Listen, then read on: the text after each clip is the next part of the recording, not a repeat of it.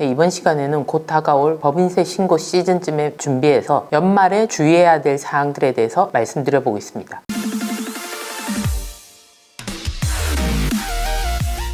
지금 이 영상을 찍고 있는 시점이 10월 말이어서 이제 곧 한 해가 마무리됩니다. 그러면 회사 입장에서도 한 해를 마무리하면서 연말에 어떤 점을 한 번 더 짚고 넘어가야 될지 살펴봐야 될 시점입니다. 당연히 법인이라면 법인세 준비를 위해서 손익 현황을 한번 체크해 봐야 됩니다. 1월부터 지금까지를 결산을 해서 이익이 얼마 나오는지 봐야지 다음 상황을 진행할 수 있겠죠. 그러면 이렇게 결산을 해서 이익이 크게 나는 회사는 어떻게 해야 될까요? 사실 이익이 크다고 해서 없던 비용을 만들어낼 수는 없습니다. 그러나 어느 정도 법인에서 자율적으로 할 수 있는 부분이 대표의 연봉 변동이죠. 올해 이익에 비해서 대표의 연봉이 너무 적다고 생각할 때는 연봉을 연도 중이라도 올리시는 게 좋습니다. 가끔 법인 대표님들은 본인의 연봉을 올려서 소득세와 4대 보험료가 너무 많이 나오는 것을 싫어하셔서 회사 이익 규모에 비해서 연봉을 너무 낮게 책정하는 경우가 있는데요. 결국은 비용 처리를 적게 해서 쌓인 이익잉여금으로 과세될 수 있기 때문에 이익이 큰 회사의 경우에는 대표님의 연봉을 올리시는 게 맞습니다. 그러면 대표님의 연봉을 올려서 회사의 비용 처리가 더 되기 때문에 법인세가 절세되는 효과와 대표님이 연봉을 올림으로 인해서 소득세와 4대 보험료가 올라가는 효과를 비교해 봤을 때 1억 2천 정도까지는 올릴수록 법인세 절세 효과가 더 크기 때문에 이익이 어느 정도 받쳐주는 회사라면 이것보다 적은 연봉을 책정하고 있는 대표님이라면 연말 전에 연봉을 올리시는 것도 좋은 방법일 수 있습니다. 그리고 직원들의 연봉은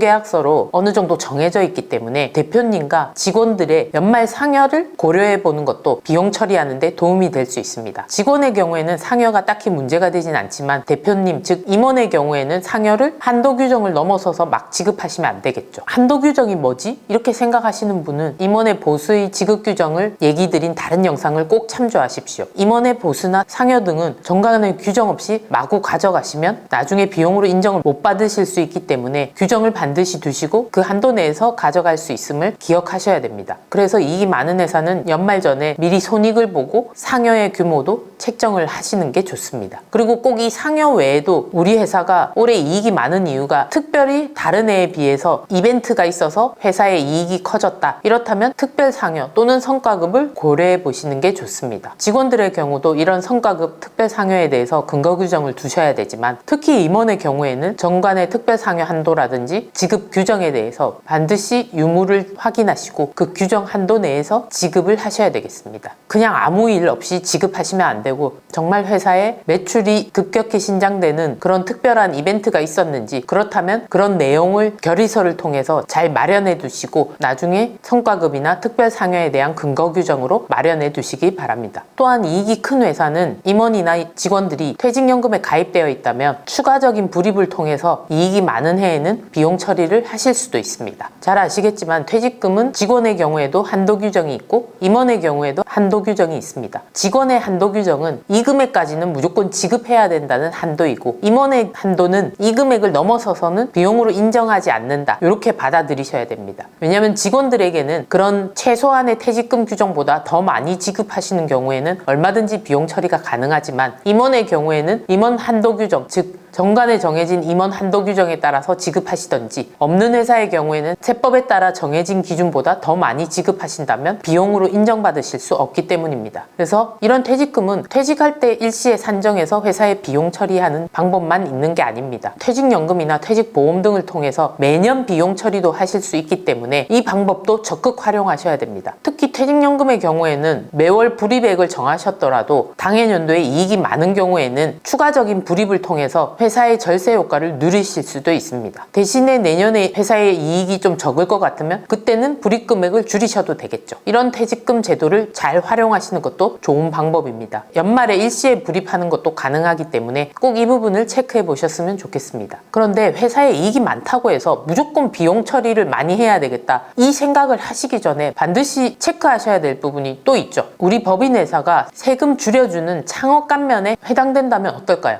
또는 우리 회사가 예년 대비 정규직 직원의 채용이 많아서 통합고용 세액공제가 적용이 많이 된다. 또는 회사가 연구인력개발 세액공제 대상이 된다. 이런 세액공제 세액감면 제도를 잘 활용해서 법인세가 거의 없는 회사다. 이렇다면 굳이 비용을 더 넣는데 집중하실 필요는 없겠죠. 본인 회사가 세액감면이나 세액공제 제도가 적용되고 있는지, 얼마나 몇 프로로 적용되는지 그걸 미리 확인하시고 비용 처리 여부를 결정하셔야 됩니다. 물론 창업감면으로 100% 세액감면 받는 회사도 있지만 일부분 받는 회사도 있고, 통합고용 세액공제 금액이 아무리 많더라도 최저한세에 걸리는 회사도 있습니다. 그렇기 때문에 그 부분을 먼저 고려하셔서 비용 처리 여부를 판단하셔야 되겠습니다. 그리고 비용 처리를 많이 하는 방법 외에도 법인세를 내고 쌓여있는 이 누적 이익잉여금도 적절히 가져가는 방법 중에 하나인 배당도 할 것인지 말 것인지 미리 연말에 고민을 해두시는 게 좋습니다. 물론 대표이면서 주주 입장에서 급여도 받아가고 배당도 받아간다면 세금 걱정이나 사대보험료 걱정이 있을 수 있습니다. 그렇다면 급여가 없는 주주가 있으시면 그 주주를 적극 활용하시는 것도 좋은 방법일 수도 있고요. 또는 대표 입장에서 급여도 받아가고 회사의 주주여서 배당도 받아가서 종합소득세가 많이 나오고 건강보험료 문제가 있어서 고민이 되는 부분도 있겠지만, 계속 쌓여가는 이익잉여금 때문에 내 주식을 자녀에게 양도할 때 가치가 너무 올라 고민이 된다면 세금이나 사대보험료를 내더라도 배당을 적극 활용하시는 게 주식 이전에는 도움이 될 수도 있습니다. 특히 이익이 계속해서 상승하는 회사는 올해가 제일 주식 가치가 낮은 해이기 때문에 주주를 변동하는 이벤트가 있는 회사라면 그게 특히나 특수관계자에게 주식을 이전해야 된다. 이렇다면 배당을 적극 활용하셔서 주식 가치를 떨어뜨리는 게 더 이득이 될 수도 있습니다. 그러니 이 부분은 꼭 전문가와 상의하셔서 배당의 규모를 책정하시는 것도 좋은 방법이 될 수 있습니다. 그리고 이익 말고 손실이 나는 회사도 있죠. 손실이 나는 회사는 어떻게 보면 특별히 뭐 할 게 없다 이렇게 생각하실 수도 있는데, 손실이 나는 것 같으면 대표의 연봉을 낮추는 것도 고민해 볼 타이밍입니다. 물론 작년 대비해서 크게 낮아지지 않았다 그러면 그냥 가도 되겠지만, 계속 줄어들거나 급격하게 줄어들고 있다 이러면 대표의 연봉도 줄이는 것도 방법이겠죠. 왜냐하면 회사에 이익이 없어서 자금도 줄고 대표한테 줄 돈이 없어서 미지급금으로 쌓이면 회사의 부채가 계속 늘어나고, 이렇게 되면 회사의 부채 비율도 나빠지기 때문에 대출을 일으킬 때도 악영향을 미치고, 법인이 어떤 계약을 할 때도 부채 비율 때문에 악영향을 미칠 수도 있습니다. 그래서 손실이 계속되는 회사는 대표의 연봉을 줄이는 것도 고려를 해볼 시점이라는 거죠. 그러나 이렇게 손실이 나는 해에는 주식을 이전하기 좋은 타이밍일 수 있습니다. 나 혼자 100% 주주였는데 자녀한테나 특수관계자에게 주식을 이전하겠다. 이럴 때는 주식 가치가 떨어져 있기 때문에 세금을 적게 내면서 이전을 시킬 수 있는 좋은 타이밍인 거죠. 자, 그리고 제가 회사의 손익을 위해서 결산을 한번 해보라고 했을 때 이렇게 말씀하시는 대표님들이 있습니다. 올해 뭘 많이 샀기 때문에 회사에 돈이 없어서 우리는 법인세 별로 낼 게 없어, 이렇게 말씀하시는 분들이 있죠. 이건 정말 잘못된 말이죠. 왜냐하면 예금잔액과 법인세, 즉 순이익은 정비례하지 않습니다. 아무리 우리 회사가 통장 잔고가 적거나 제로라고 하더라도 회사의 이익은 클 수가 있어요. 대표적으로 회사가 벌어들인 이익으로 부동산을 샀거나 또는 연말쯤 판매하는 물건이 싸게 나와서 많이 구매해서 재고로 쌓아놓는 경우가 있습니다. 이때는 부동산의 경우에는 비용이 아니죠. 회사의 자산이기 때문에 그냥 보통 예금이 부동산이라는 자산으로 변동이 된 거지 비용 처리가 되는 게 아닙니다. 그리고 떨이로 많이 산 물건의 경우에는 싸기 때문에 많이 샀고 오래 팔려나간 게 아니기 때문에 회사의 재고로 남아있게 됩니다. 그래서 이거는 비용이 아닙니다. 예금 잔액이 재고자산이라는 자산 계정으로 변동이 된 거죠. 대표님들이 항상 하시는 오류 중에 하나가 이런 부분이거든요. 재고자산의 개념을 잘 아셔야 됩니다. 내가 물건을 많이 샀다고 해서 이게 전체 비용 처리로 되는 게 아니고요. 그렇게 산 물품을 팔았을 때 그 판 부분에 대한 금액만큼만 원가, 즉 비용 처리가 될 수 있는 겁니다. 나머지 금액은 내년에 팔려 나갈 거기 때문에 회사의 재고라는 자산으로 놔두게 되는 거죠. 그래서 절대로 보통 예금 잔액하고, 즉 통장 잔고랑 회사의 이익이 비례하는 게 아니기 때문에 이 부분을 착각하시면 안 되겠습니다. 그리고 어떤 회사는 매출이 많아서 너무 이익이 많이 나오는 거 아니야? 이렇게 걱정하시는 회사들이 있죠. 제가 말씀드릴 업종 중에 대표적인 게 건설업이죠. 건설업은 세금계산서를 끊으면 다 매출이라고 생각하실 수 있는데 건설업의 경우에는 매출 인식 구조가 일반적인 경우랑 다릅니다. 우리가 물건을 팔거나 서비스를 제공해서 세금계산서를 끊으면 그게 바로 매출로 인식되는 게 일반적이죠. 근데 건설업의 경우에는 세금계산서를 끊는 시점이 꼭 매출 인식 시점으로 일치하지는 않습니다. 공사기간이 짧을 때는 공사가 완성된 시점에 한꺼번에 매출을 인식하기 때문에 오히려 이 매출이 내년의 매출로 인식될 수도 있습니다. 그렇기 때문에 올해의 매출인지 내년의 매출인지 이런 기간 기속의 문제도 판단을 잘 하셔야 됩니다. 잘 모르시는 부분은 세무대리인과 상의하셔야 될 부분이죠. 그리고 마지막으로 손익구조를 보고 임원의 보수를 변동한다든지 연말 상여를 지급하시고 싶은 회사들 근거 규정을 확인하셔야 되는데 근거 규정이 없다. 법인 설립할 때 정관 규정이 그냥 표준 정관으로 아무 규정 없이 만들었다. 이러면 지금이라도 정관을 수정하셔서 임원 보수나 상여 규정을 넣으시고 퇴직금 규정도 넣으시고 하셔서 비용 처리되는데 문제가 없도록 하셔야 되겠습니다. 정관 규정에 임원 보수나 퇴직금 규정 등이 궁금하시면 관련 영상을 한번 보시고 전문가인 세무대리인과 꼭 상담하셔서 정관을 수정하시기 바랍니다. 정관은 법무사님들이 만드는 거 아니냐 이렇게 생각하시는 분들이 있는데요. 정관의 규정은 세금과 연결이 되어 있기 때문에 반드시 세무대리인과 상담하고 공증 등의 절차는 법무사님을 통해서 하시면 됩니다. 어떤 대표님들은 세무대리인한테 말했는데 법무사랑 하라는데 이렇게 말씀하시는 분들도 가끔 있으세요. 제대로 된 정관을 만드는 거는 회사의 상황에 맞게 만들어 가야 되기 때문에 아마 적당한 수수료를 지급하시지 않고 그냥 막 만들어 달라고 하셔서 그런 답이 있었을 수도 있습니다. 회사의 상황에 맞는 컨설팅을 통해서 정관을 만드신 데는 법무사한테 비용을 지불하시듯이 세무대리인한테도 적당한 비용을 지불하셔야지 회사에 맞는 정관이 나올 수가 있겠죠. 이 부분을 꼭 기억하셔서 정관을 잘 구비해 두시길 바라겠습니다. 마지막으로 대출이 끼어 있고 회사의 부채 비율이나 유동 비율 이런 회사 재무제표의 비율이 중요한 회사들은 꼭 연말 전에 검토를 하셔야 됩니다. 재무제표가 다 만들어지는 3월 법인세 시즌쯤에 비율들이 중요해서 자꾸 비율 기준에 맞추는 분식회계를 하셨다가는 나중에 더 큰 문제가 발생할 수 있기 때문에 미리 연말 전 재무제표가 확정되기 전에 충분히 검토를 통해서 회사의 이익, 부채, 유동자산 이런 것들을 기준에 맞게 준비해 주시는 게 훨씬 더 좋은 방법입니다.